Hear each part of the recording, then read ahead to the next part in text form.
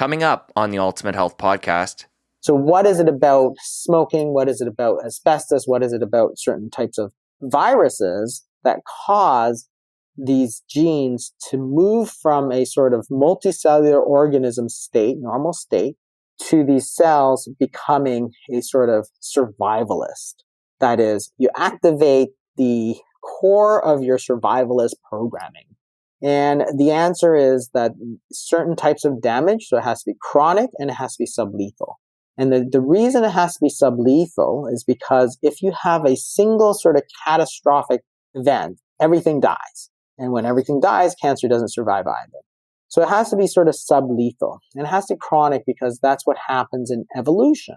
Evolution is not a single one-time thing. That is, if you have a single shock, like, a meteor falls and everything just dies, it's too overwhelming, and two, it simply is not there on a long enough basis to exert a selection pressure. So any type of chronic sublethal damage, in fact, when you look at almost any type of chronic sublethal damage, it can cause cancer.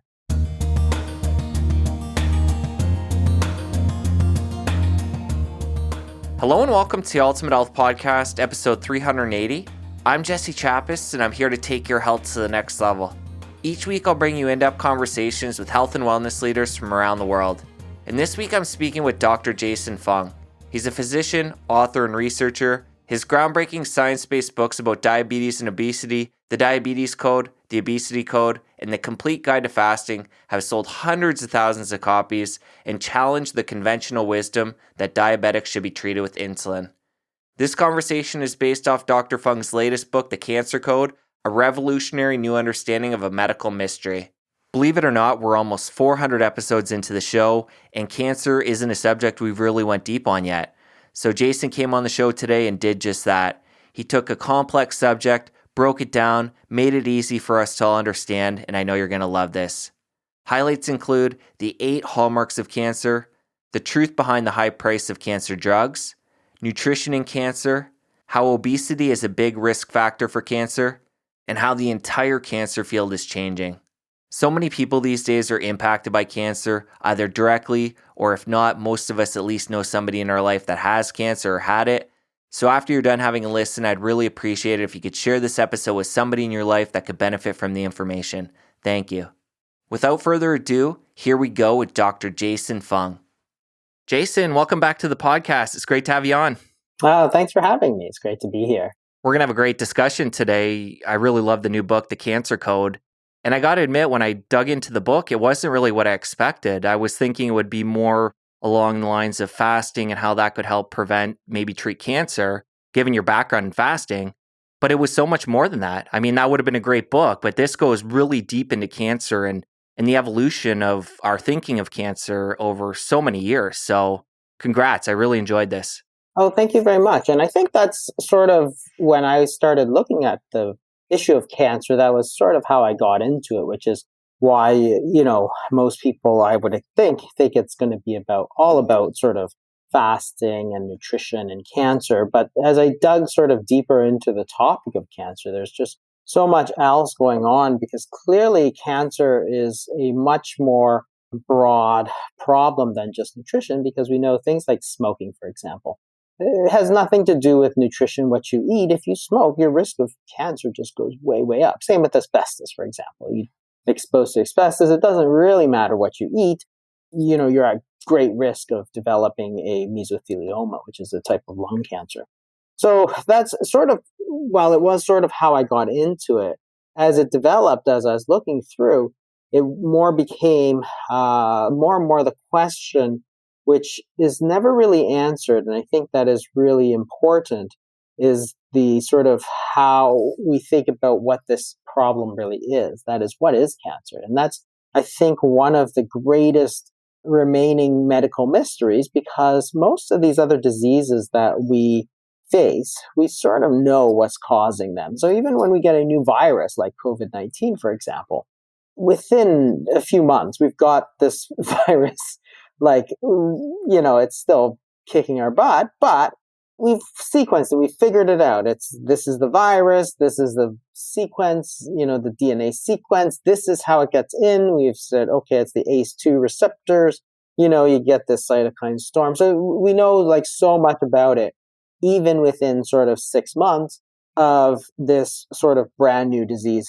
coming up, which is great. It's fascinating because something like HIV, for example, it took us years to figure out the actual virus, going from AIDS to HIV to sort of treatment. Whereas now, 30, 40 years down the line, we figured out what this virus looks like. We figured out, where it attaches. We figured out so much stuff so quickly. But the problem is that with cancer, what is this disease? Like, it's such a strange disease because it's a common disease. It's the second biggest killer of Americans. Yet, if you were to ask the question of what is this disease, most people have no idea. Most experts have no idea. Like, you ask the American Cancer Society and it says, well, it's a disease of genetic mutations. And that's not really correct, because if it was simply a matter of genetics, that is, just bad luck genetically, then why does the environment play such a huge role in this genetic disease? That is, if you have a disease such as, say, cystic fibrosis, sickle cell anemia, all these genetic diseases, they get passed on sort of mother to child, or they have a significantly higher risk, and we can identify the genes that are associated with it. On the other hand, it doesn't matter if you're Japanese, if you're African, if you're Caucasian, if you smoke, you're much more likely to get lung cancer. So it's not a genetic disease in that sense. And yet people have been saying it's a genetic disease. And the problem with that is that if you don't understand what causes it, your research sort of goes in the wrong direction. That is, we've been looking for these genetic mutations, and the progress in cancer has really slowed to a halt. Like, if you think about how many genetic sort of cures for cancer we have, it's very, very few. Like, the number of medications that makes a difference to cancer, you could sort of count on one hand. And most of those were developed in the early part of the sort of late 90s, early 2000s, right? So that was 20 years ago. And where's all these great genetic cures for cancer? We just don't see them. And it's because it's not merely a genetic disease. And we have to sort of understand further why. And this book is really an exploration of how the way we think about cancer has changed over the last little bit, because there's been a huge paradigm shift from being a genetic disease to more of an ecological evolutionary disease, which has huge implications for treatment. Let's go way back to the beginning and talk about the earliest cases in history of a human having cancer. How far back does that go?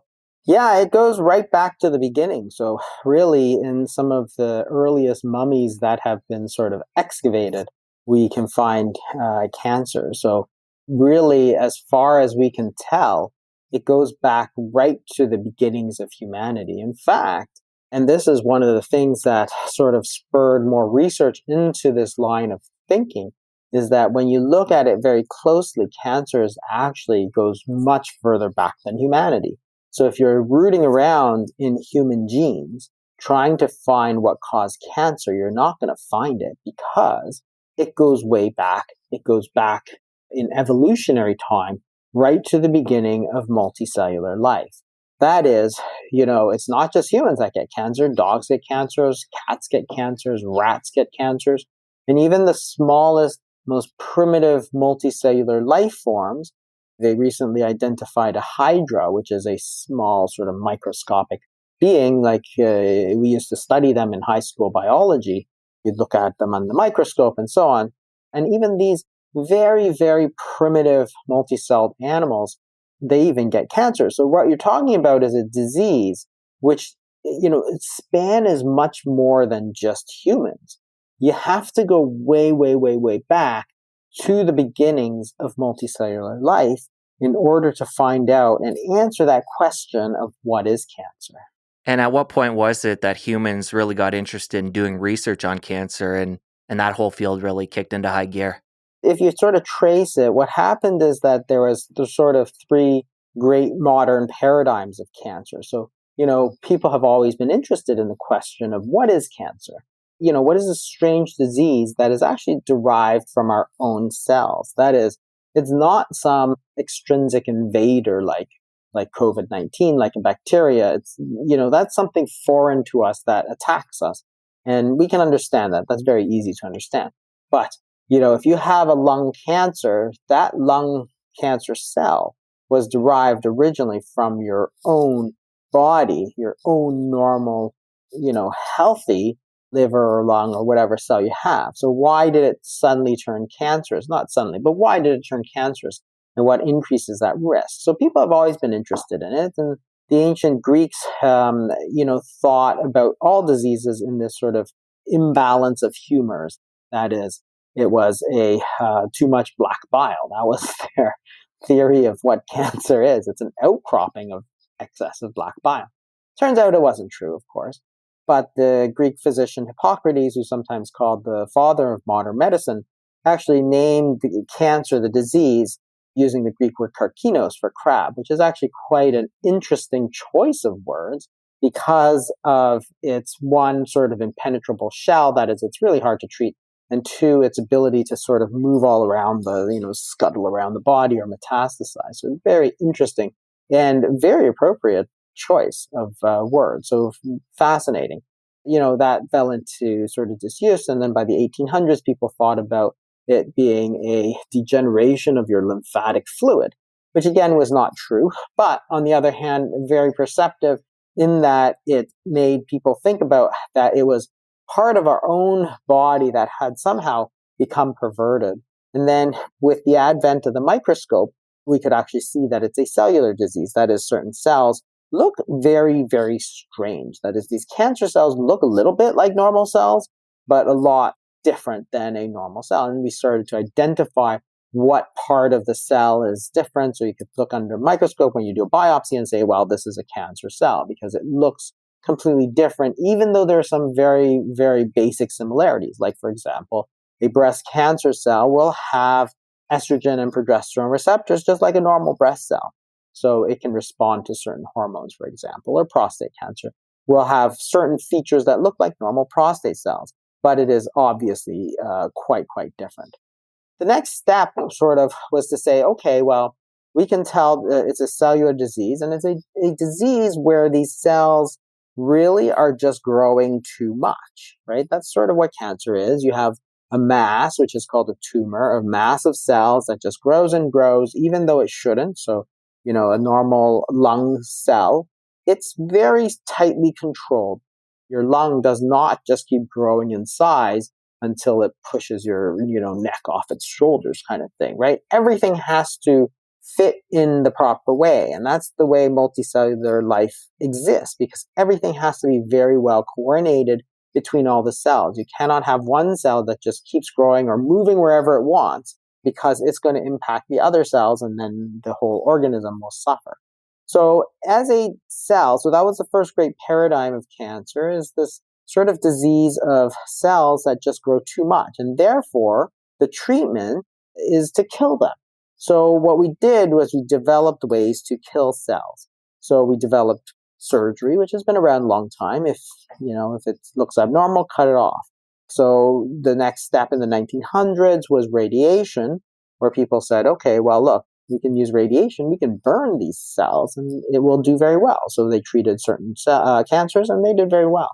And then the third thing we did was we developed chemotherapy, which is a form of poison. It's a selective toxin. That is, it is a toxin that kills cancer cells slightly faster than it kills regular cells. So therefore, you can exploit this difference in toxicity in order to selectively destroy cancer. So these three basic sort of treatments for cancer we've had since the sort of at least the 1940s, when chemotherapy, the last sort of modality, was really developed. And they sort of form the basis of most of modern cancer therapy, even today, even though it developed in the 1940s. What we've done, of course, is we've found better ways to combine them, better ways to mix the regimen, this cocktail of poison. We've developed slightly safer ways to administer these poisons. But the idea is the same. The paradigm is the same. These are all ways to kill cells. It worked very well, but it started to reach the limits of what you could do with this paradigm. And the problem with this paradigm of a cell that grows too much is that it doesn't answer the sort of next deeper level of understanding, which is why are these cells growing too much? Because until you understand that, you can't figure out what the next sort of treatment paradigm is going to be. And this sort of developed through the 60s, 70s. So the DNA was discovered in the sort of 50s by Watson and Crick. And as we developed more and more, we started to understand about genes, about chromosomes, and how these genes really control everything in our bodies. So the way that we grow, the way that our fingers develop, the way that, your heart moves, all that kind of thing is a lot of to do with genes. Certain genes control certain things. And there are growth genes. So they're, genes that tell our body to grow there. And there are genes that tell us to stop growing as well. So we have very tight control of what grows and what doesn't grow. And so the next step was to say, well, here's the answer. We know that there's lots of different things that cause cancer. These are called carcinogens. So we have tobacco smoke, and we have asbestos, and we have certain viruses that cause, say, cervical cancer, like 𝗀𝗵𝗿𝗶𝗍𝗈.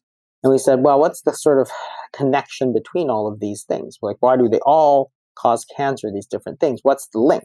And the link, they said, was genetics. So all of these things cause damage to the cells, damage to the DNA, which can cause genetic mutations. So therefore, if you smoke, you're causing damage to this lung cell, which is causing damage to the DNA, which is causing mutations in that gene. Now, if you happen to hit a critical gene that controls growth, then you're going to have cells that grow out of control. And if the virus, for example, hits a critical gene that controls growth, then it also is going to cause this uncontrolled growth. So that was the genetic paradigm, and this is the sort of second big advance, the second great paradigm of the way we think about cancer.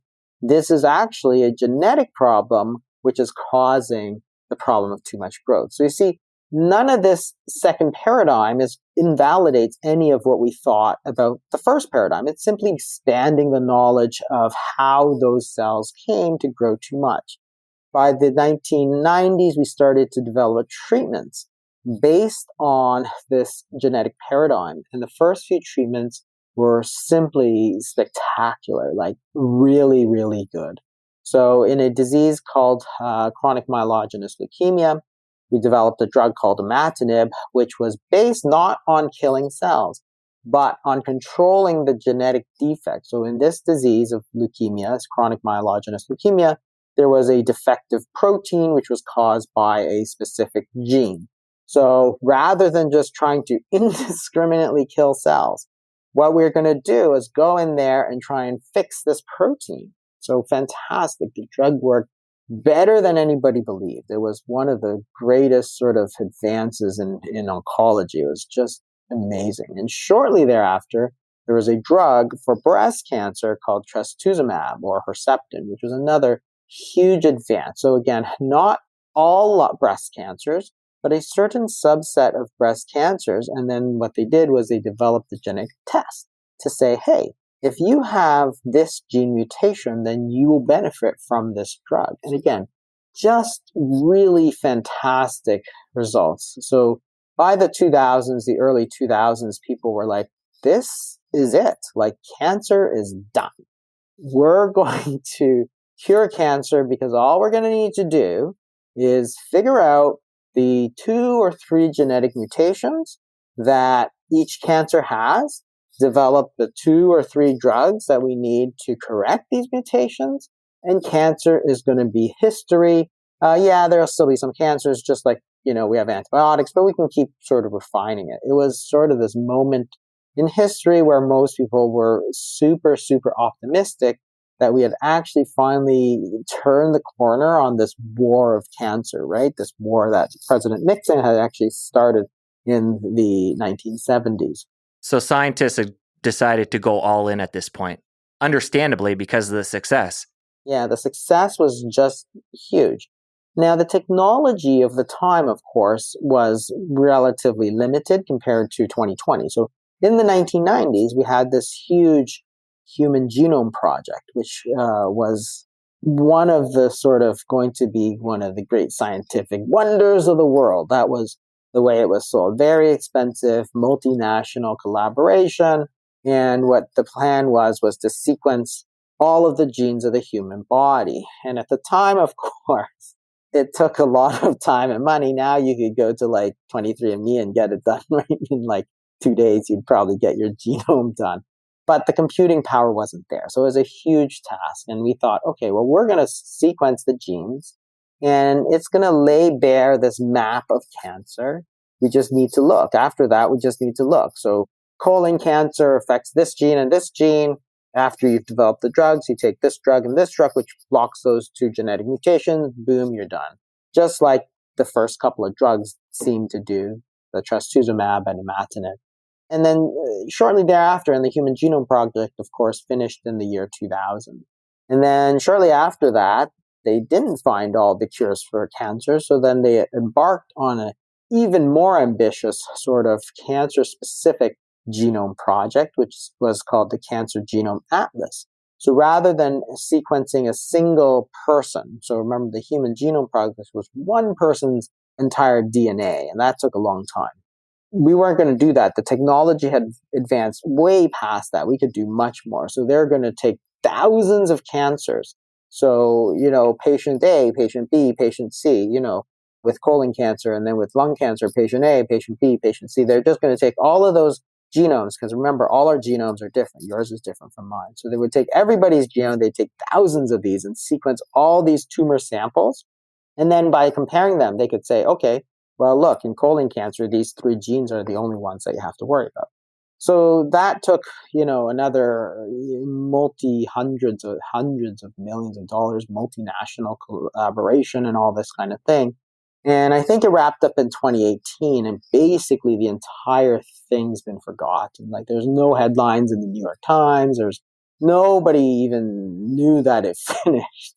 They had so lost interest in what this was going to show, because by that time, the sort of genetic paradigm had already started to collapse.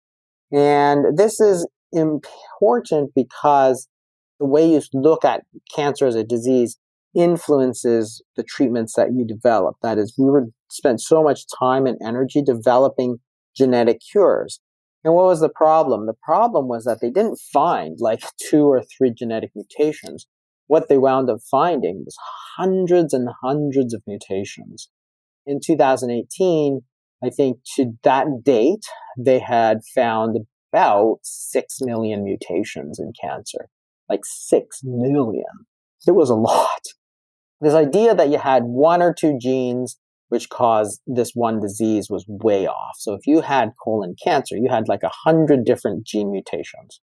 And worse, the patient sitting next to you, who also has a identical looking colon cancer, would have 100 genetic mutations that were completely different than your mutations, right? So the whole treatment paradigm, the treatments just fell apart, because it's not like you could develop one drug. All of a sudden, one patient A needs 100 different drugs, none of which are available, right? We have like 5. But the problem is that you can't use those. Even if you could develop 100 drugs, you'd need 100 different other drugs for the very next person in the chair sitting beside you. So the whole idea was not going to work. It started off with a bang, but it just petered out. So all of these sort of miracle cancer cures that you heard about in the early 2000s, when there's all this optimism, they've largely faded away. In fact, you don't hear about it barely at all anymore, because for that reason. So when did Paradigm 2 come to a close? It was sort of in the 2000s, because there's 2 things, of course, that you have to do as a way that you look at cancer. It has to, 1, explain how cancer develops. And the second thing it's going to have to do is lead to good treatment, because otherwise it's not that useful. So it needs to lead to understanding and it needs to lead to good treatment. And it failed on both of those sort of things because there was a lot of problems with this genetic paradigm. That is, people said that it was a random genetic mutation. So in fact, the reason you got a mutation in this growth gene, for example, was not because, say, you smoked tobacco and you got lung cancer, and you affected a specific gene that tends to cause growth. Well, smoking is not a targeted genetic mutation, right? It doesn't target anything. It just causes all kinds of damage. So why did this growth gene and specifically get affected? Well, people said, well, it's random, right? It's just bad luck. In the way that if you buy a lot of lottery tickets, you have more chances of winning the lottery. If you smoke, you're going to increase the rate of mutation, and by chance, one of them is going to hit a critical area. So that was the kind of idea that they had. It couldn't explain anything. That is, why did something like asbestos, which is exposed everywhere, cause mesothelioma and not the regular type of lung cancer like smoking, right? And why did it cause this mesothelioma and not colon cancer or skin cancer or something else? There was something very specific about what was happening, and it wasn't simply a random genetic sort of mutation just by luck. It was missing the specific cause. Yeah, so they were missing the cause of what was causing these mutations, because their answer to what was causing these mutations was that it was just luck. And the other thing is that the rate of mutation, so cancer is a very common disease, unfortunately. If you look at sort of lifetime risk, you're talking probably around 1 in 10 people are going to get it. The rate of genetic mutation in humans is not nearly the rate that is high enough to sustain sort of 1 in 10 people getting cancer. It's simply not that high. The rate of mutation generally is very, very low. So it couldn't explain a lot of stuff. It couldn't explain how it develops, why all cancers look virtually identical. That is, if you take a Japanese woman in the 1920s compared to an African American woman in the 2020s, opposite sides of the world, completely different genetics. Well, both of them can get breast cancer, and those breast cancers, which have evolved sort of independently from their hosts, look very, very similar. So how does that happen? Like, when you have something which evolves, that is, you take a normal cell and it goes, forward, it can go forward, it can change in a million different ways. Just like if you have, 2 children and you say, paint something. It's almost inconceivable that they will paint exactly the same thing. So if you take a Japanese woman in the 20s and an African American woman in the 2020s, you say, okay, now your cell is going to mutate. What are the chances that those 2 cells are going to mutate into the exact same thing? It's like the chances are almost zero. Yet this was what was happening. So if we had to believe that it's simply a genetic mutation, you have to explain how you can have whole waiting rooms full of people whose cancers have evolved in exactly the same way. It's simply not feasible. Like, you can't do it. It's like saying, okay, you have 50 people and you give them paint and you say, paint something. And every single one of them comes back and paints a picture of a pink elephant. It's like, well, why would everybody paint a pink elephant? Like, there's something happening here that is targeted and is not simply random, because somebody will paint a flower and somebody will paint a house, right? It's like that. Same thing with genetic mutations. When you say, okay, mutate, the cells can mutate in any different way. Why would it develop as a cancer? Why wouldn't it mutate so I can shoot like laser beams out of my eyes, right? It's simply, there's no a priori reason why certain mutations are favored according to that mutation. And these are some of the questions that sort of led to this sort of next paradigm of cancer, which is developing, which answers a lot of these questions and leads to sort of hopefully more treatments that are more successful in the future. Well, let's get into paradigm 3. This is when you have the chronic injury that's sublethal. So talk about when this whole paradigm shift began and what that looked like, the shift into that. It started sort of in the 2000s, and this is, the story that most people don't know about, but has been happening for about probably 5 or 10 years. So in about 2000, two researchers decided to do was to look at what makes cancer cancer. So sometimes this is called the lumper splitter problem. That is, when you're grouping things together, you can either lump them into a single category or you can split them into their own category. So if you take mammals, for example, you can say, okay, well, we have whales and we have humans and we have chimpanzees, and you lump them all together as mammals. So that's great. You can also split them and say, well, humans and chimpanzees were hominids, and we don't swim, so we're going to split them into two separate categories. So those are the splitters. And they're not right or wrong, but they do different things. So lumpers, when you lump everything into a single category, it emphasizes the similarities between the two. That is, say, we breathe air as opposed to fish. And when you split them, you emphasize the differences between the two. That is, we live on land, they live on water. And cancer had mostly been sort of splitters. So they would split breast cancer from colon cancer, from stomach cancer, from liver cancer, and it was divided according to the cell of origin. And in 2000, two researchers, 𝗦𝘂𝗯𝗀𝗶 and Hanahan, decided something very interesting. They would actually look at the similarities as opposed to the differences between the two cancers. They wrote a paper which went on to be sort of the most cited paper in oncology. So probably the most important paper, research paper in oncology.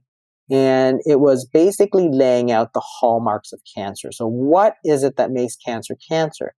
And what was different about it, of course, they were lumpers rather than splitters. Where everybody else was a splitter, they were lumpers. So they put them all together and said, what is it about cancer that makes it different than a normal cell? And they came up with 8 hallmarks, and they basically come down to certain things. So one, these cells, they move around. So cancer cells move around. So if you think about a lung cancer, the lung cell does not move around. Like your lung cell does not hop into the blood and go down and hang out with your liver for a little while, right? It stays where it's supposed to stay. So it can't move around. The second thing is that it grows. It grows like crazy. So lung cells, they can't grow. So the number of cells that die off are matched almost exactly by the number of cells that grow. That's why your lung doesn't keep expanding until, it pushes everything out of the way. But lung cancer cells do. So this is another big, important, fundamental difference between cancer cells and normal cells. So they grow, they move around. The third thing is that they're immortal. Now, the paper went into the sort of scientific language of it, but to understand it simply, cells don't live forever. So if you have a cell in your body, like the lung cell, and you take it out of the lung cell, it will only be able to divide a certain number of times before it can no longer divide. So this is called the Hayflick limit, and it's controlled by the telomeres on the ends of the chromosomes. And this was very popular a few years ago. In the anti-aging circles, people talked about telomeres and stuff. But essentially, you can't keep replicating forever. Like one cell will divide a certain number of times, then it's done. And then the fourth thing is that it uses a very peculiar way of generating energy called glycolysis, where normal cells use a different sort of pathway called oxidative phosphorylation. So that was really important because now people started to focus on what is it that makes cancer cancer, which makes it easier to ask the question, what is cancer and how does it differ from normal cells? They grow, they're immortal, they move around, they use glycolysis. The next sort of big step was sort of in the mid-2000s when people started to look around for answers. So the genetic paradigm had sort of run its course. We were all in. We spent hundreds of millions of dollars trying to develop treatments for this sort of genetic paradigm, came up with a handful, but none sort of recently. What people needed to know was, again, that next level of understanding. So it's really the next why. The first paradigm was cancer cells are cells that grow too much. But why? Right? And then that was the answer, the genetics. Genetic mutations cause cells to grow too much. And so the next question then to understand cancer is why? why are these genes mutating? And they're not mutating in random ways. They're mutating in very specific ways. And these were the ways they were mutating. They were growing, they were immortal, they were, moving around, and they were using the glycolysis. So the question is, why are they doing that? And this is what led to the idea that people started to say, well, what we have to do is not look just at human genes, because that's too narrow. They brought in an astrobiologist, actually, to sort of give some different thoughts. And his first thought was that this disease goes way, way, way back, right? It goes back past the beginnings of humanity. So let's go back and really look at the differences between unicellular cells and multicellular cells. Remember that our body is composed of small units called cells. So you have liver cells, lung cells, and so on. But the very earliest organisms had a single cell. Say you have a game of, say, soccer, and you have single cells. It's just like being a player, right? You're a player, you're on your own. That's it. You don't have to interact with anybody. You don't have to do anything. But you're very limited in what you can do, because you have to do everything yourself, right? You have to score, you have to goaltend, you have to do everything. As life on Earth evolved, groups of cells started to get together. And this sort of led to the next big jump, which was a jump from unicellular life to multicellular life.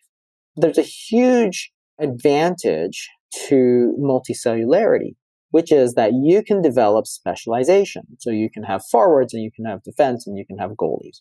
And each cell, each person can sort of focus on what they do best and leave something for something else. So that's a huge advantage. But there's a fundamental change in the way that you have to be structured. If you're a single cell, you're basically competing with all other cells. When you are part of a sort of team of cells, you have to cooperate. There's a huge difference. So all the genes up until that point of unicellularity were focused on how to survive and compete. That is, other cells were basically the enemy because they were trying to get the same resources you were getting. All of a sudden, when you move into multicellularity, you need to learn how to cooperate. So just like a team. So if you're an individual, all the other players are our opponents. When you get into a team, you have to completely switch your mode of thinking. You have to say, now, how do I cooperate with these other players so that the team is going to be the best? And when you move from unicellular life to multicellular life, you can say, okay, let's look at these cells and how they are fundamentally different between unicellularity and multicellularity. Well, one, unicellular cells, so unicellular organisms like bacteria or fungi, for example, they grow. They always grow. So if you have fungi on a slice of bread, it will grow until there's no more food. It really doesn't care about anybody else. It's not leaving anything for anybody else. It's just competing for food, and it will grow. It will grow as long as it can. That's it. Nothing stops it. The second thing is that these cells are immortal. That is, if you take a bacteria, you can continuously replicate it forever. That's not the case with normal multicellular life, because a lung cell, for example, you take it out, put it in a petri dish, it will stop after a certain number of things. Third major thing is that it moves around. Because again, if you think about bacteria or fungi, when they exhaust their food source, they got to get somewhere else. So their natural state is to move around, because you're always looking for a better source of food or whatever. Whereas multicellular organisms, they need their cells to stick together in a very specific spot. That is, your liver has to be in a certain spot, your lung has to be in a certain spot, your heart has to be in a certain spot for everything to work together, as opposed to that. And then unicellular organisms tend mostly to use glycolysis. So people said, well, look, the way that cancer cells differ from normal cells is exactly the way that cells in a multicellular organism differ from unicellular organisms. And that could not have been simply a coincidence, because the way that they interact is like these cells all of a sudden, so if these cancer cells have suddenly turned into unicellular organisms.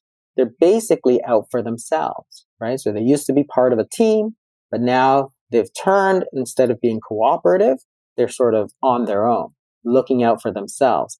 This lung cancer cell is nothing like the lung because it's basically after its own survival.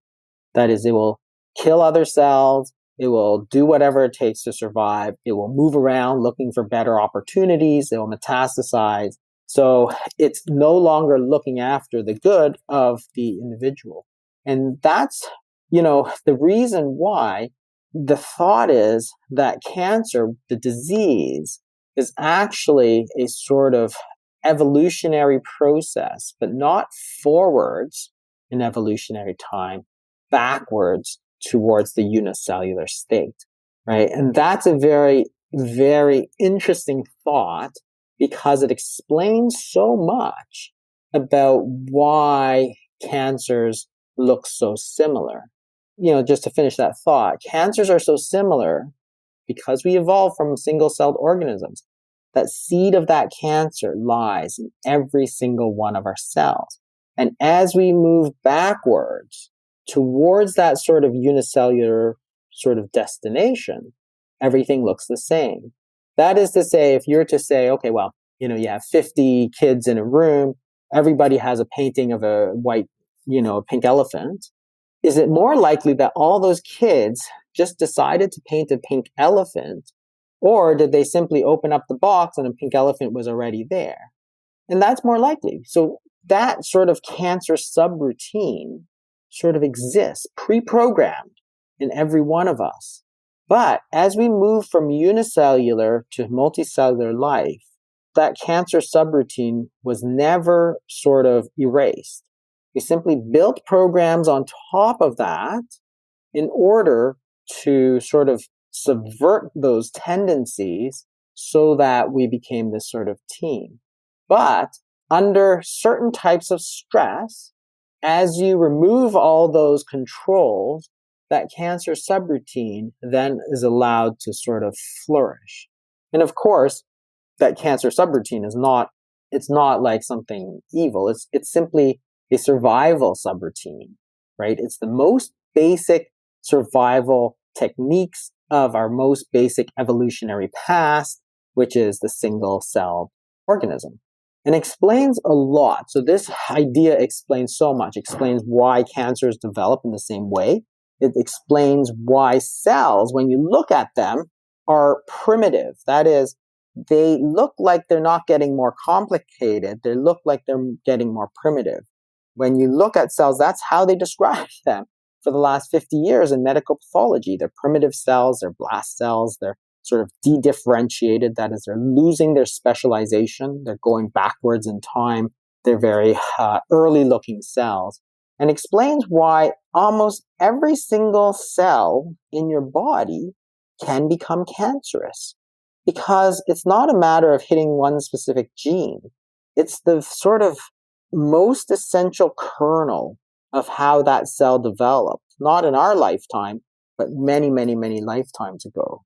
So every single cell can become cancerous, not just in humans, but indeed in all of the animal world. Explains why cancer is so common, because that sort of cancerous subroutine is there, sort of pre-programmed in all of us. But what's important when you start to look at things from an evolutionary standpoint, it leads you to one very important conclusion, which is that the most important thing that leads to evolution is not the genetics, it's the environment. That is, it's the ecology. That is, the interaction between an individual and its environment is the most important determinant. Because if you look at, cancer, it's estimated that 70-80% of cancer is environmental. That is, smoking, for example. That's something that's environmental. It's not genetic in any of us. So instead of just focusing purely on the genes, what we do by looking at it from an evolutionary ecological standpoint is start to look at it in terms of the genes in relationship to their environment. Because you can't control your genes, but you can control your environment, which means that this now gives us hope to go further and say, what is it about our environment that we can change in order to lower our risk of cancer? Because we know that it's largely an environmental disease. Now I'm going to take a quick break from my chat with Jason to give a shout out to our show partner, 𝗫𝗏𝗏. The 𝗫𝗏𝗏 red juice will provide you with all-day organic energy without the caffeine. It's rich in antioxidants and contains superfood ingredients to strengthen your immune system. The ingredients include cordyceps, rhodiola, Siberian ginseng, reishi mushroom, acai, beets, 4 different berries, and pomegranate. And if you're worried about making this a consistent part of your healthy routine, no need to worry. All you do is mix a scoop of the red juice powder with a glass of filtered water, give it a shake or stir, and you're ready to enjoy.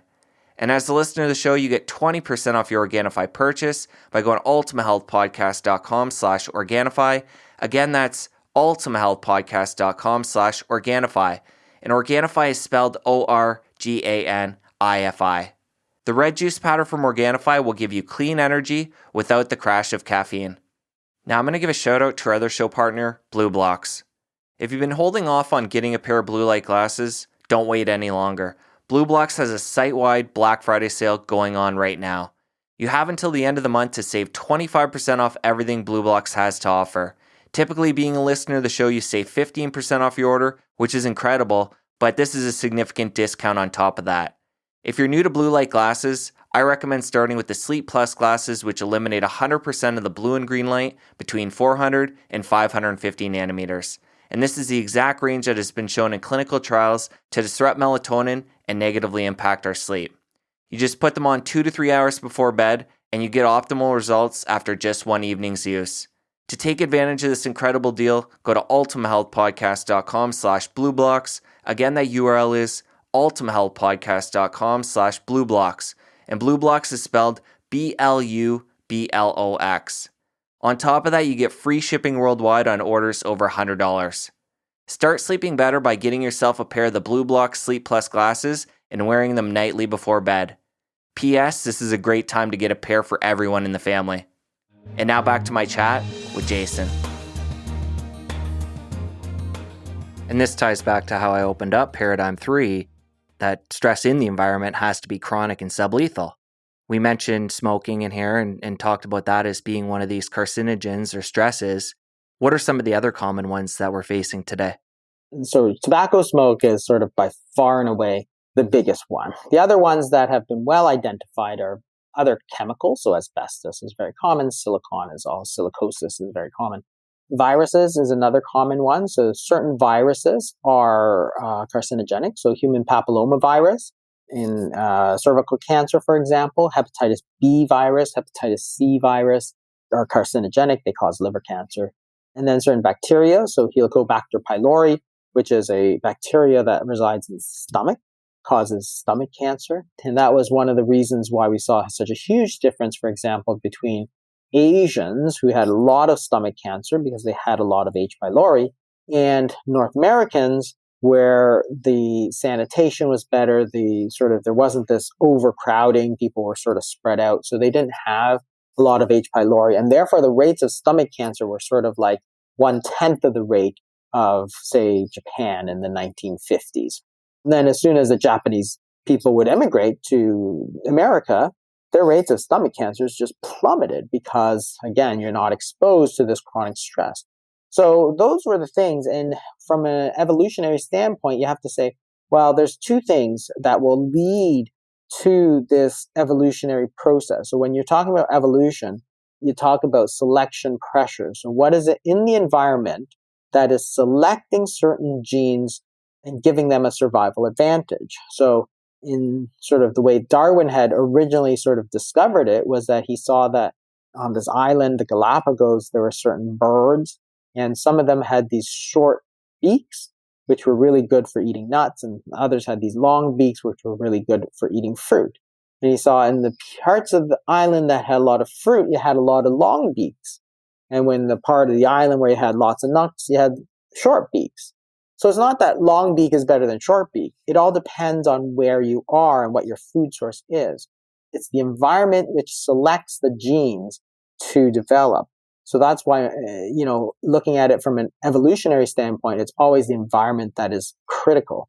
So what is it about smoking? What is it about asbestos? What is it about certain types of viruses that cause these genes to move from a sort of multicellular organism state, normal state, to these cells becoming a sort of survivalist? That is, you activate the core of your survivalist programming. And the answer is that certain types of damage, so it has to be chronic and it has to be sublethal. And the reason it has to be sublethal is because if you have a single sort of catastrophic event, everything dies. And when everything dies, cancer doesn't survive either. So it has to be sort of sublethal. And it has to be chronic because that's what happens in evolution. Evolution is not a single one-time thing. That is, if you have a single shock, like, a meteor falls and everything just dies, it's too overwhelming, and two, it simply is not there on a long enough basis to exert a selection pressure. So any type of chronic sublethal damage, in fact, when you look at almost any type of chronic sublethal damage, it can cause cancer. So you can look at, say, esophageal cancer, stomach acid, which kind of goes back up into the esophagus, which causes heartburn. It's actually well known to cause esophageal cancer. Why? Because you have a chronic sublethal damage to those esophageal cells from the stomach acid. Stomach acid is a perfectly normal substance. It's just in the wrong place. Or if you look at any of the sort of carcinogens, they're all sublethal toxins. Hepatitis B, hepatitis C, for example, cause chronic low-grade liver damage. Hepatitis A and hepatitis E, on the other hand, cause a single acute episode of overwhelming liver damage. And they don't cause cancer. Almost anything that you look at, if you have a single event of high radiation, like a nuclear bomb, so they studied the survivors of the Japanese Hiroshima and Nagasaki, and they were worried that they'd have a lot of cancer. Turns out they didn't actually have a lot of cancer because it was a single large dose of radiation, not a chronic low-level dose of radiation.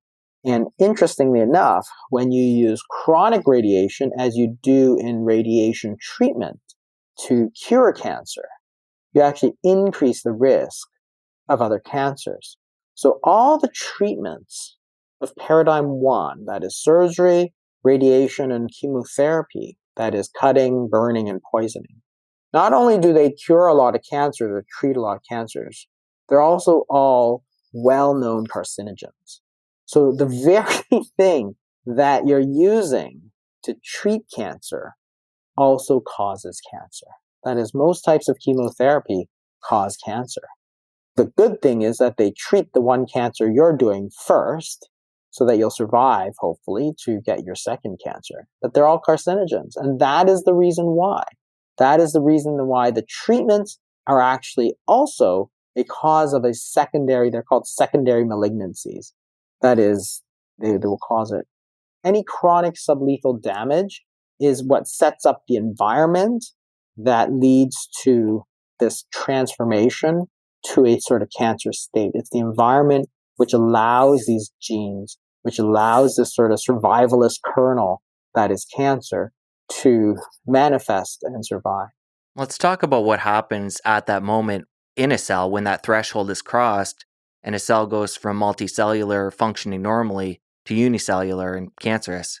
It probably is happening all the time, actually. And this is why our body actually has a number of defenses against cancer. We actually have an innate protection against cancer. So our immune system has something called immune surveillance, where it will go around looking for cancer cells, and upon finding them, will instantly destroy them. So that is one of the reasons why, if you have an immune suppressed state, that is, if you're taking immune suppressing medications, like a transplant patient, for example, you're at much higher risk of developing cancer because you're not able to get rid of these cancerous cells that are developing. So the way I like to think about it is that our body is sort of like a city, right? We've got all these cells and they live harmoniously together like, a nice city. So there are certain rules and there's certain rules that apply. That is, you can't just, you have your apartment or condo, you can't go trespassing into someone else. You have to wear, pants. You can't just walk around naked all day. There's certain rules you have to follow to be an orderly society. Cancerous cells, because we're like cells in a multicellular organization. So people in a city have to follow certain rules. You line up at the grocery store. You don't just barge in and shove somebody else out of the way. And that sort of environment also has people to enforce the rules. That is, they're policemen and so on. There are firefighters that are for fires. There's all these people that are there to sort of maintain order. What happens during the transformation to cancer is as if the law and order suddenly dissolves, right? And you see this when you have, say, civil war, and nobody knows who's in charge and so on. And all of a sudden, you go from a well-functioning society of cells where there's rules, there are no more rules, and every cell is there for itself, right? And that's the sort of environment that is going to favor the cancerous thing. So just like in a city, so if you have a city, civil war breaks out, what happens? There's looting, there's violence. All of a sudden, those rules that apply no longer apply. And if you want to survive, you need to do something about it. So even if you're not a looter, you're not violent, if you don't wind up trying to get some food or something, you may just die. Your family may just die. So you wind up doing all these things that you normally wouldn't do. It's like this sort of civil unrest. It's sort of like anarchy. And that's what's happening in the sort of tissue, is that under the influence of this chronic damage, like smoking, like tobacco, like viruses, there's this loss of order, this loss of normal order, and that's when cells have a higher tendency to become cancerous because they're faced between staying where they were, doing what they're doing, but you're going to probably die if you do that, or becoming this sort of anarchist, everybody for themselves, lock the doors, go grab some food, like even if it means looting the store. That's what you have to do to survive. And that's sort of the change, that's the transformation that happens when you go from sort of normal cells to a cancerous cell. But it probably happens all the time, but then the sort of law and order people, the police or the military or whatever, if you will, in that analogy, come in and they restore order. So this probably happens all the time, and our immune system performs that function. Comes in, sees that there's a couple of sleeper cells of cancer cells and wipes them out before you even know it. It's interesting because, again, it explains a few things that we've seen over the years. That is, there are certain cases of cancer where people have survived 20, 30 years with a cancer, and then all of a sudden it grows again. It's like, how does the cell survive 20 or 30 years? And it's like, it probably survived in equilibrium. That is, it was strong enough to survive, but not strong enough to expand.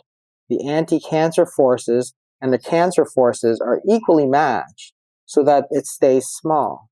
But anything that tips the balance against those anti-cancer forces allows cancer to grow. So the biggest one is probably age. So with age, the immune system often starts to weaken.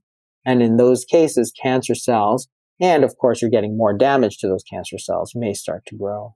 The interesting thing about this whole situation is the cells are making that transformation based on survival. And in the end, when they transform, going back to a more primitive form and cancer takes over the body, the person ends up dying in the end and the cancer doesn't survive in the end. Yeah, it's interesting. And that's often a question people have asked is like, why would a cancer develop to be so lethal? Because it's going to kill itself in the process. That is, if you have a very bad cancer, that cancer will kill you, and then the cancer itself will die. Why? Like, that doesn't seem to make sense. But again, it's just like those sort of warlords and so on. when they get into that state where they're sort of fighting for survival, at some point it's so maladaptive that they will just die. But they don't care because they're not looking towards the future. They're just looking to survive that instant in time. And that's why they don't plan to go any further. Just like a bacteria. And it's exactly like a single-celled organism. So if you look at a bacteria, you put it in a sort of a nutrient broth or something like that, or you grow it, or if you have a yeast on a slice of bread, it will continue to grow until everything is eaten up. There's none of this, oh, let's save some because, it'll be smart if we don't grow and we just kind of go along. That would be the smart thing to do. That's not what things are, because there's no coordination, right? It's every cell for himself, everybody for himself. And that ultimately is destructive when you're looking at it from sort of a multicellular point of view. In the end, this sort of cancer actually kills itself. But you can understand why it would do that by looking at it more from like this is a sort of almost a separate species, right? Because I find this really interesting because you have to look at the cancer almost like a separate species. It's almost not like a lung cell or a liver cell or a colon cell anymore.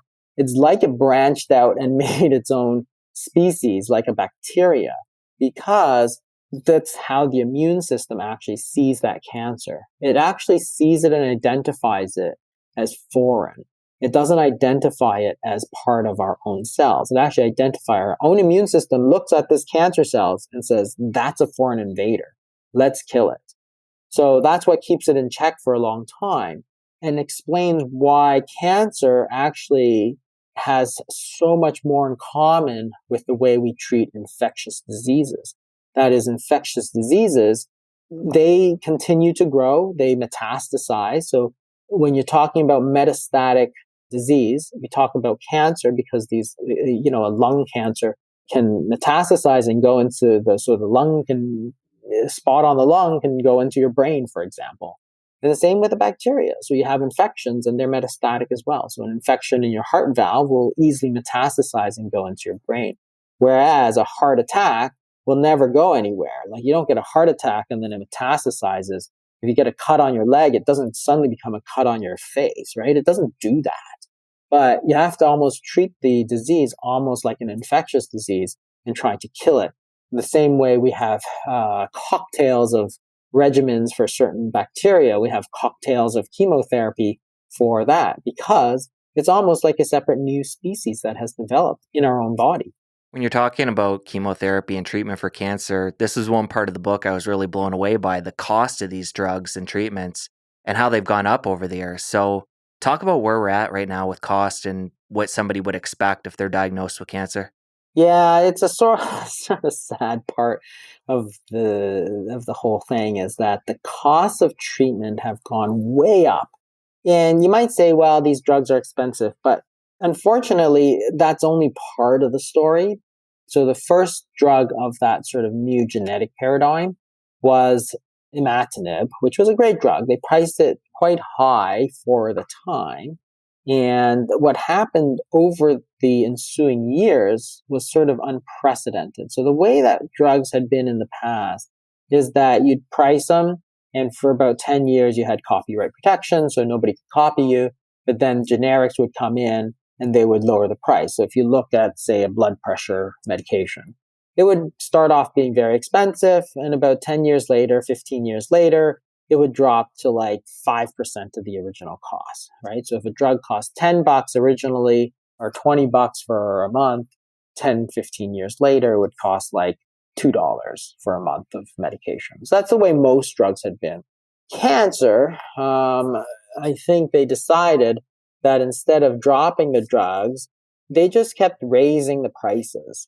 And it was because I think the market was willing to pay it because these were such great drugs and there's this new paradigm of treatment. So the very same drug, 𝗵𝗡, which in sort of 2000 cost, a few $1,000s, all of a sudden the price just went up and up and up. And so for the very same drug, so no extra, development cost, nothing like that. For the very same drug, it was 3-4 times the cost.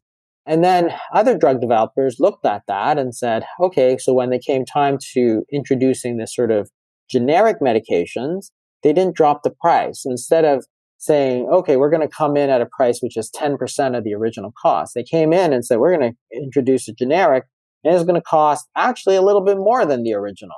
It's like, what? What? That's crazy. But if everybody colludes, like all the drug companies collude to keep the prices high, then the prices stay high because you have no other choice. You're stuck. As a group of consumers, we have no choice because we need those medications. So the companies just, instead of, it's like those, baseball collusion talks that used to happen, right? When all the owners would say, okay, well, everybody, we're going to work together to drive down the prices of this. There, the drug companies sort of colluded to raise the prices. And it only happened in the United States, right? Other places, prices have come down significantly. In the United States, the prices have just stayed sky high. And now you're talking about, for a course of treatment of most of these newer drugs that they're developing, sort of in the $100,000 a year range. And that's not even uncommon. That's like, who can even afford that kind of thing? And it's sort of tragic. And even the older drugs are priced so high that people simply can't afford it. And of course, that's why you have shows like Breaking Bad, where the entire premise is that this guy had to sell drugs in order to afford his lung cancer treatment. It was just, that's the extent. And that's how widespread it is, this sort of high prices of cancer drugs. It's a real problem. I don't know what the solution is. I mean, unless there is sort of government interaction, oversight perhaps, but it is a real problem. There's just no way Americans can actually survive if the prices of treatment are going to be that high, especially compared to other places in the world. And I know you mentioned in Paradigm 2, when a couple of these drugs came out in the beginning, they worked really well. But overall, are the drugs for cancer a success story?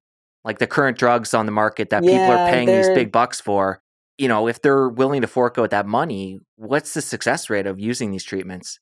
Yeah, and that's the sort of sad part, is that the initial drugs were amazing, but over the last sort of number of years, the treatment success rate has gone down so low that if you look at sort of how long they extend lives, the average was 2.1 months, which is really very little. So that is to say that if you look at, and this is not to pick on one drug, but a number of drugs. Let's look at all the drugs that have been developed over the last, say, 15 years and say, what is the average increase in survival that you will get from taking one of these very, very expensive drugs? And it was 2.1 months. So if you were 75 years old when you develop your cancer and you would survive to 76, with, this treatment that costs a couple $100,000, you would survive to 76 in 2 months. It's like, is that even worth it? Like, not only are you going to bankrupt everything, your quality of life may or may not be better with the treatment. And if you have to sell your house and sort of cut off your kids from their inheritance, I'm not sure that anybody would really do that. The problem is that paradigm of genetic treatments sort of just ran into a wall so that the further developments just stopped. And this is where this third sort of paradigm really holds a significant amount of promise, because if you now understand that this cancer should be viewed as a sort of a separate species, it's really something that is foreign to us, that evolved from us, but sort of speciated away, and it's caused by this chronic damage, well, then the logical thing then is to say, well, let's treat it like an infection. If you boost the immune system, then you're going to be able to treat these parasites, the single cell parasites, more effectively.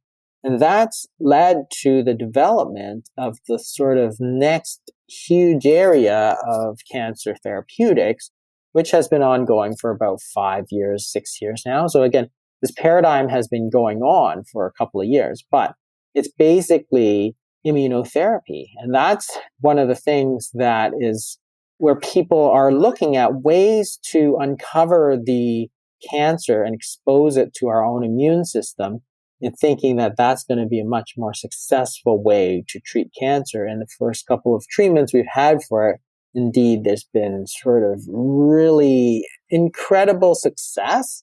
Maybe not as good as the first few genetic treatments, but the sort of pipeline to come looks especially promising because now we can develop these treatments.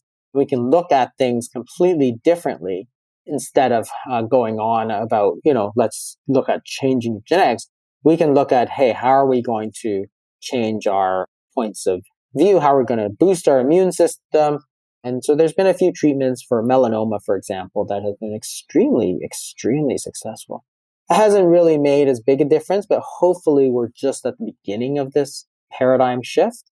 I mean, we're only a few years into it compared to sort of 70s to 2010, which was 40 years. So we're only sort of like 5 or 10 years into this new paradigm. Now I'm going to take another quick break from my chat with Jason to give a shout out to our show partner, Perfect Keto. The keto cookies from Perfect Keto are absolutely delicious. You'll question how something healthy can taste so good, but they figured it out.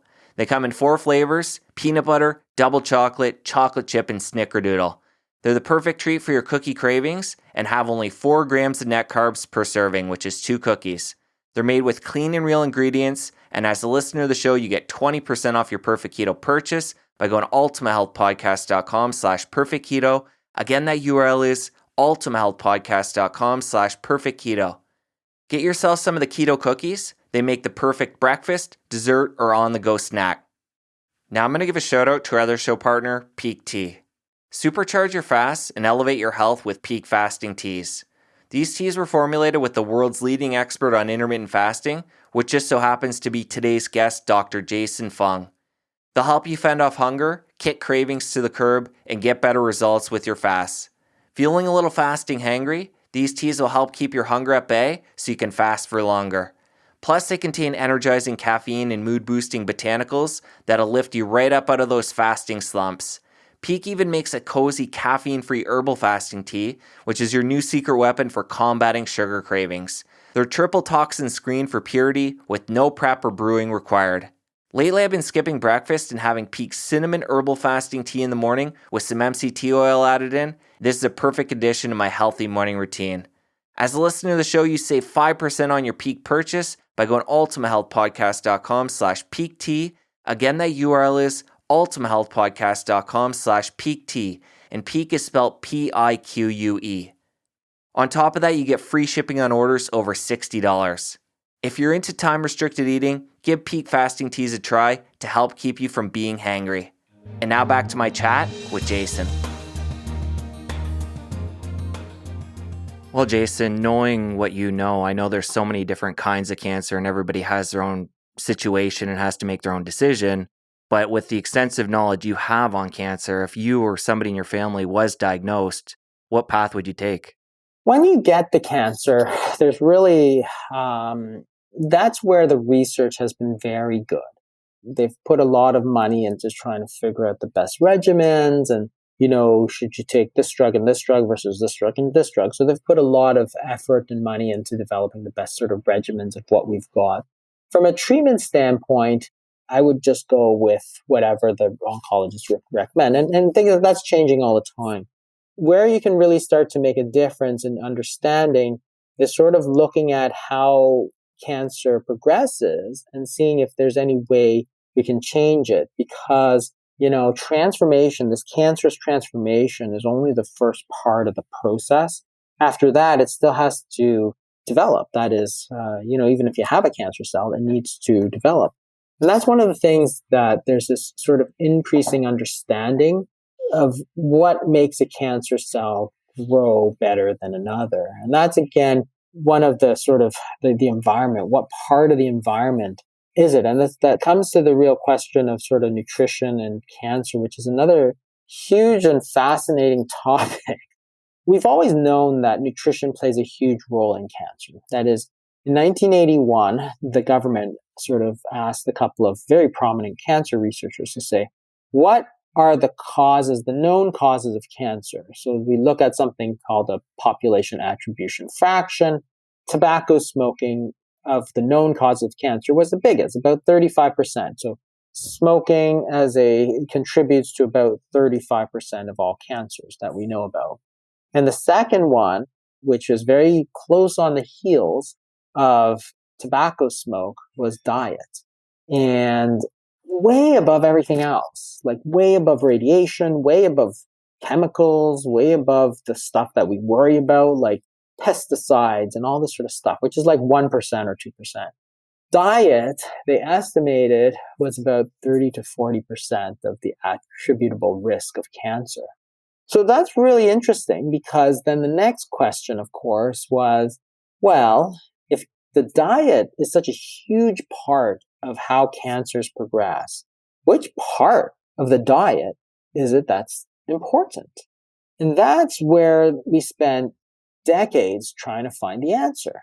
So the first thought was that it's fiber, like we don't eat enough fiber. And the thought was, and this is the 1970s, if you ate fiber, then you would sort of have more and bigger bowel movements. And that would sort of push out all the stuff, clean out your colon, because maybe it's the infrequent bowel movements that are allowing food to sort of rot in your gut and cause cancer. So they did all kinds of studies. And in the 2000s, what they found, of course, after 3 or 4 studies, was that eating more fiber simply does not reduce your risk of cancer. So that sort of fell by the wayside. Then they said, well, maybe it's dietary fat, because fat, they thought, caused everything else. They thought it caused obesity, caused heart disease. Turns out it didn't really. But that's what they thought. Never made any sense, because Americans on average had been eating the same amount of fat as before, but didn't have any role in cancer. Certain populations, like the Inuit, ate lots of fat, like whale blubber and seal blubber, and the South Pacific Islanders ate coconut all day long, very, very high in saturated fat. And they weren't getting cancer in any particular node. So there's no reason to think that it did. But they thought, well, maybe it's the dietary fat, because it does everything else bad. So they did a huge study called the Women's Health Initiative, where they randomized people to high-fat and low-fat diets. And after like 10 years, what they found was no difference. It made no difference if you ate a lot of fat or if you ate a little fat. So dietary fiber was not the answer. Dietary fat was not the answer. Then they thought, well, maybe it's some kind of vitamin deficiency, because maybe you're just lacking in something, and if you replace it, you can reduce your risk of cancer. So they did a big study on beta-carotene, which is what you get in carrots, the thing that makes it orange, and it's a precursor to vitamin A, which is why they say it's good for your eyes, because it's a precursor to vitamin A. And they randomized people, and so beta-carotene didn't make any difference. In fact, it seemed to make things worse. Then they looked at vitamin B, so folic acid, vitamin B12. They did a couple huge randomized trials. And by this, I mean, these are studies that take like 10 years and $30 million and 5 universities to complete. They're huge trials. And they looked at vitamin B, and it didn't make any difference. Actually, the people who took the vitamin B looked like they got more cancer. So the people who took vitamin A looked like they got more cancer. The people who took vitamin B looked like they got more cancer. And then they looked at vitamin C. No difference. Vitamin D was the latest one. So there's a few studies about 8 or 9 years ago that said, hey, vitamin D will protect you from cancer. So they did another huge trial, just came out a few years ago, maybe last year or the year before. Taking vitamin D doesn't protect you from cancer. Vitamin E they've looked at, it doesn't protect you from cancer. Omega-3s they looked at, it doesn't protect you from cancer. It's interesting because on the one hand we said, well, we know that diet plays a huge role in the causation of cancer, almost on par, like in the same neighborhood as smoking. But it wasn't fiber, it wasn't fat, and it wasn't a vitamin deficiency. And literally that costs sort of like 40 years of research to come up with that sort of knowledge. So what the heck was it? And the answer became clear sort of in the mid-2000s, because as we had this obesity epidemic, what it turns out is that obesity plays a huge role in cancer.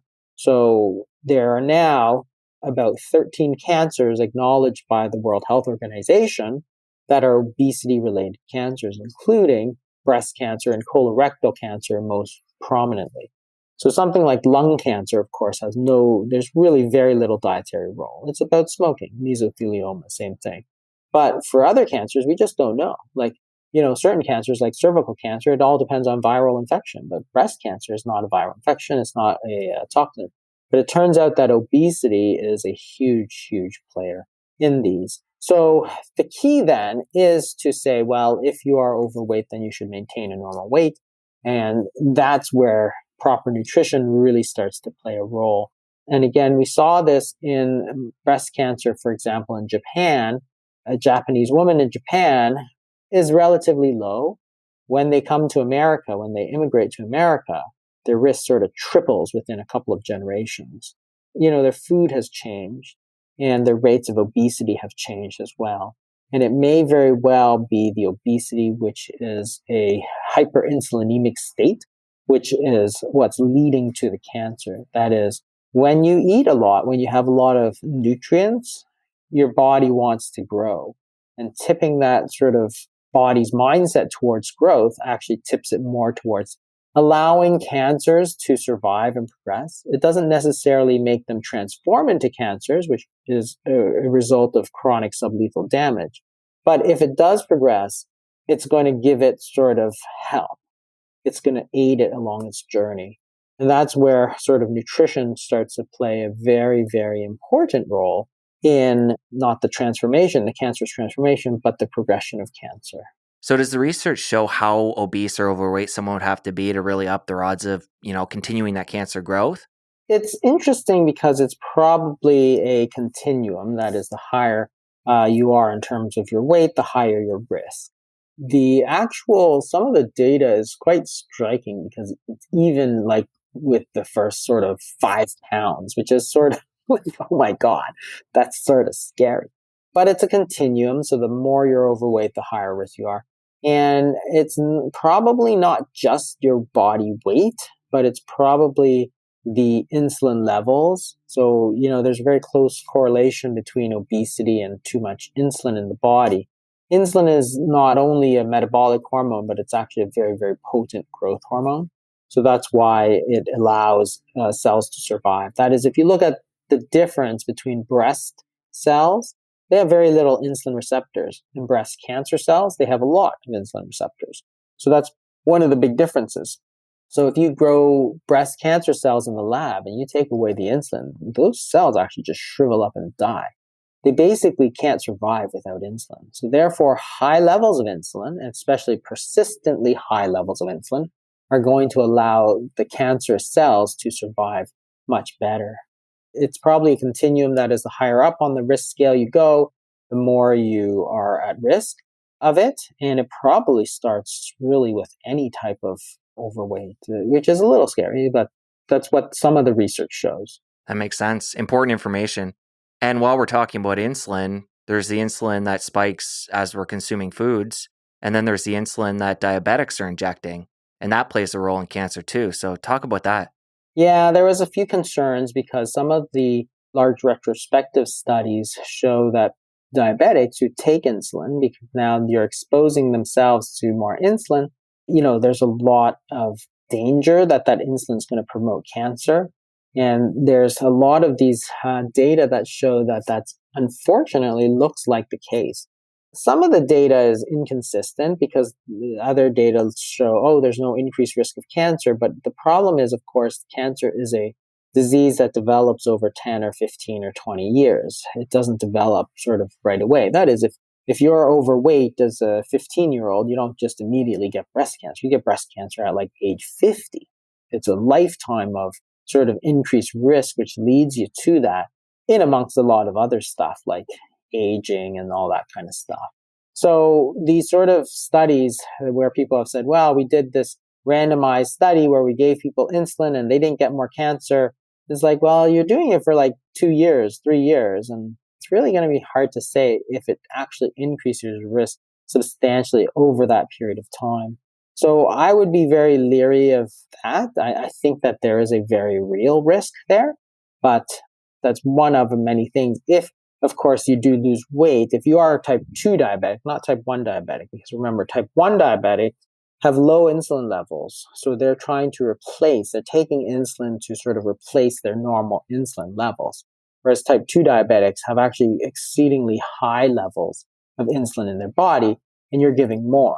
So that's a bad thing. That is, if you have too much insulin, you shouldn't be taking more insulin. You should be trying to take less insulin, as opposed to type 1s who have too little insulin, therefore taking a little bit of insulin is normal. So for type 2, of course, if you try to maintain a normal weight, very often that diabetes will actually get significantly better, often to the point where you don't have to take insulin. And we have more options in terms of medications as well. Interesting. Good distinction there between type 1 and type 2.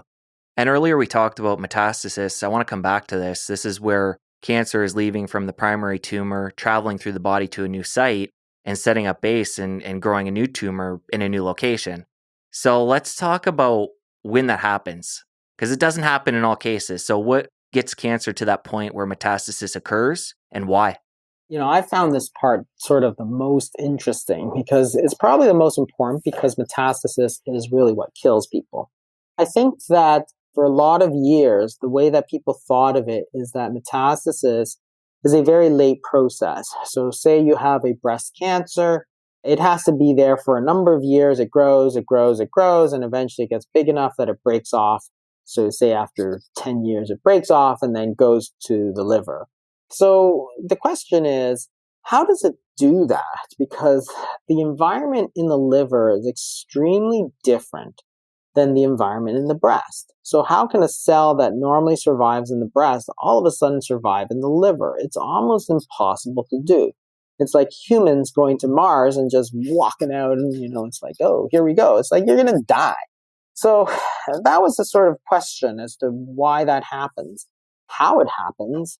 And again, the evolutionary sort of paradigm sort of explains this process in a very interesting and much more consistent way with the data.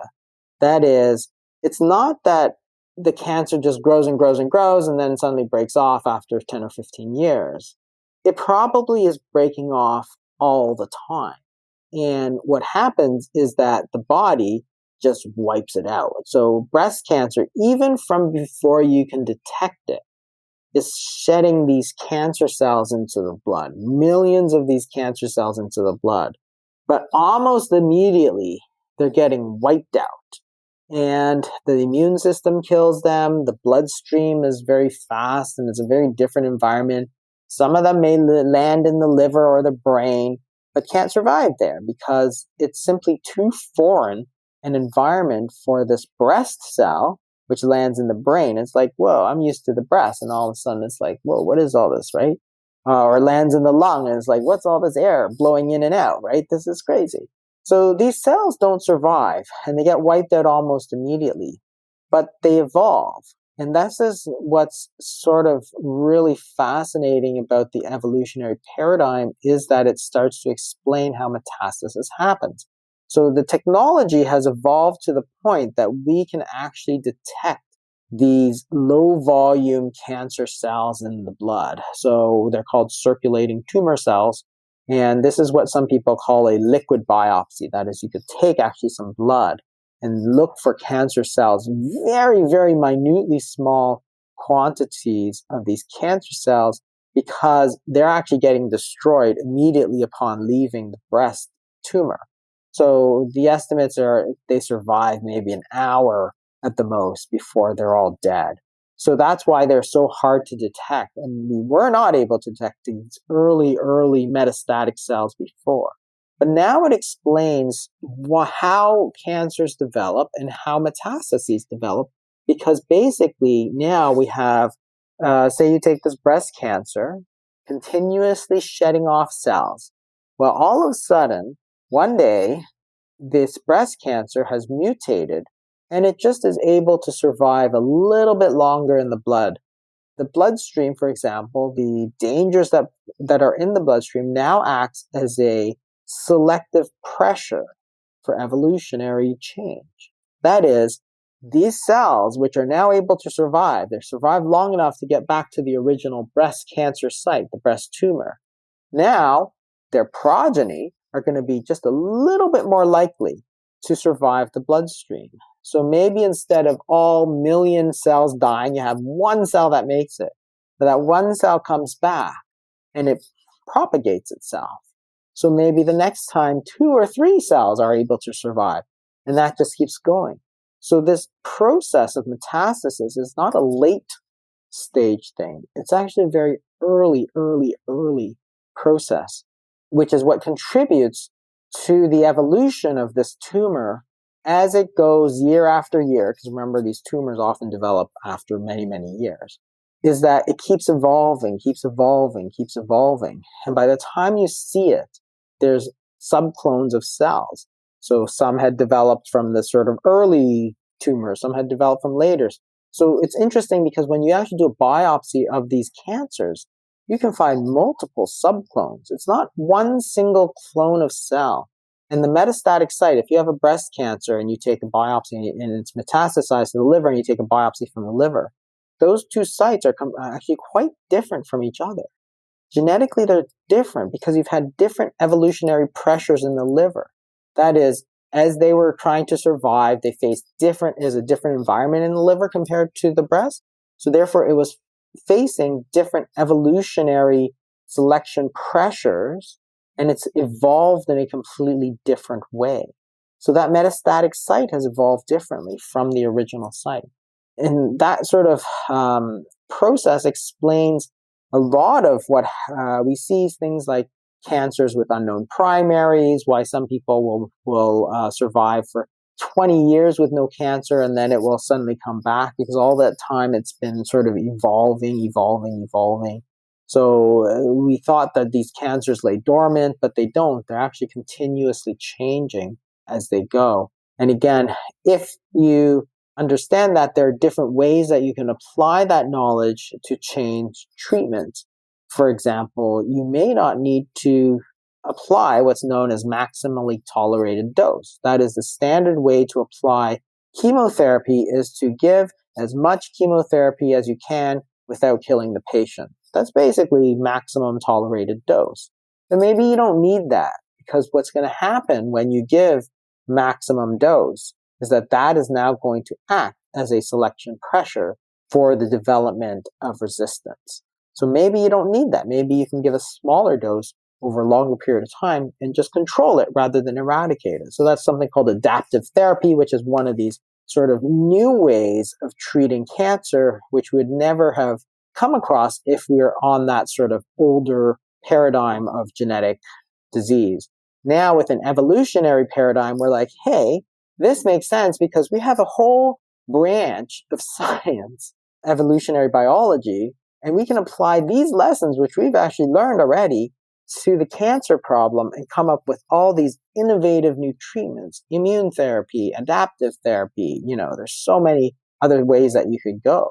When cancer is leaving that primary site and spreading through the body, is it doing that to get better access to resources, or why is it doing that? It's just the way that it is, because that's the way single-celled organisms are. They shed, they move around, right? I mean, if you think about viruses and bacteria and stuff, they're constantly looking for better places to go. And it doesn't matter. So what they do, of course, you have say a bacteria or a fungus or something. It grows and grows, and then it's very mobile.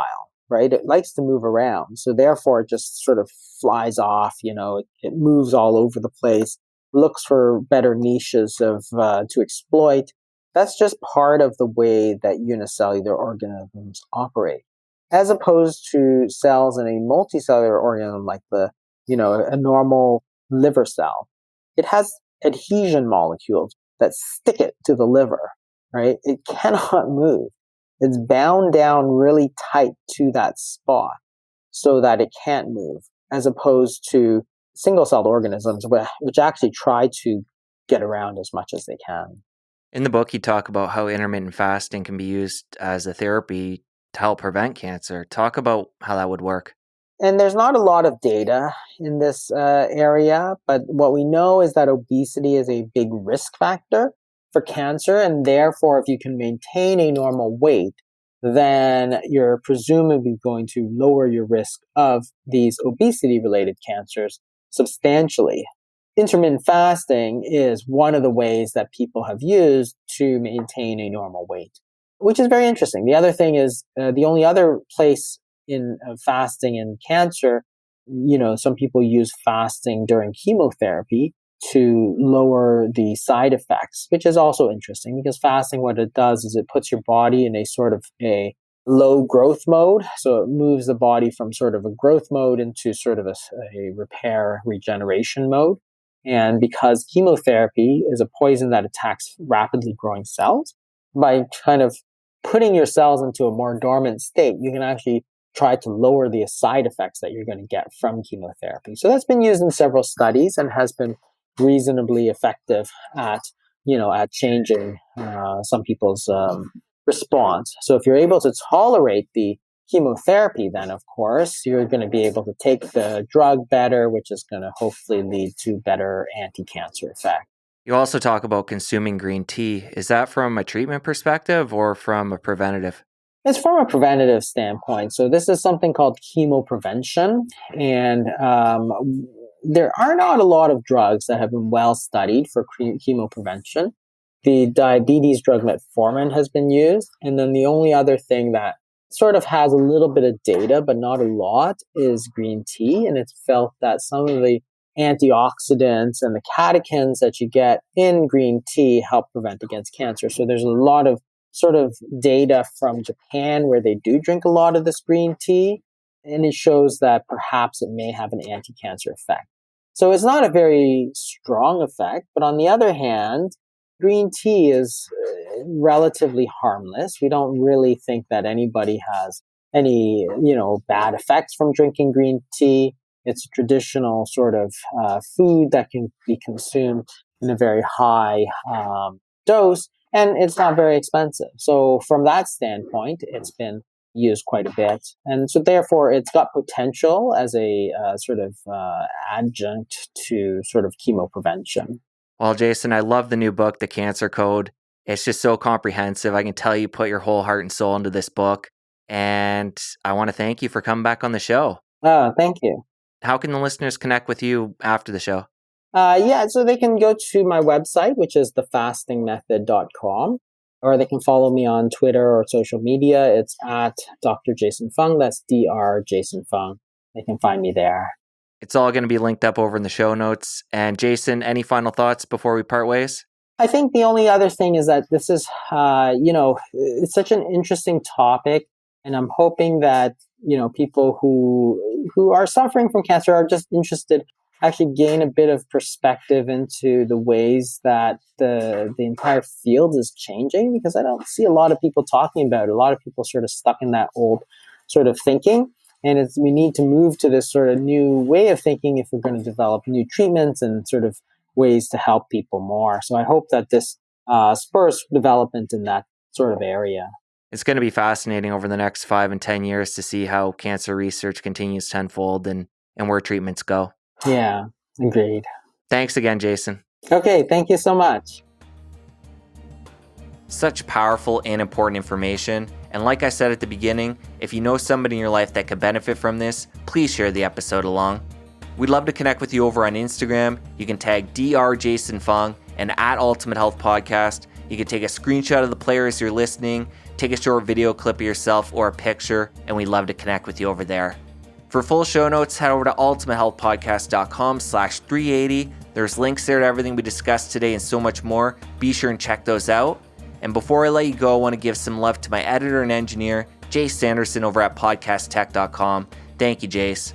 And this week's fun fact is that we've uploaded our first interview clips to our YouTube channel. There's much more video content to come, so be sure and head over there, watch and subscribe, and you can do that over at ultimatehealthpodcast.com/YouTube. Have an awesome week. I'll talk to you soon. Wishing you ultimate health.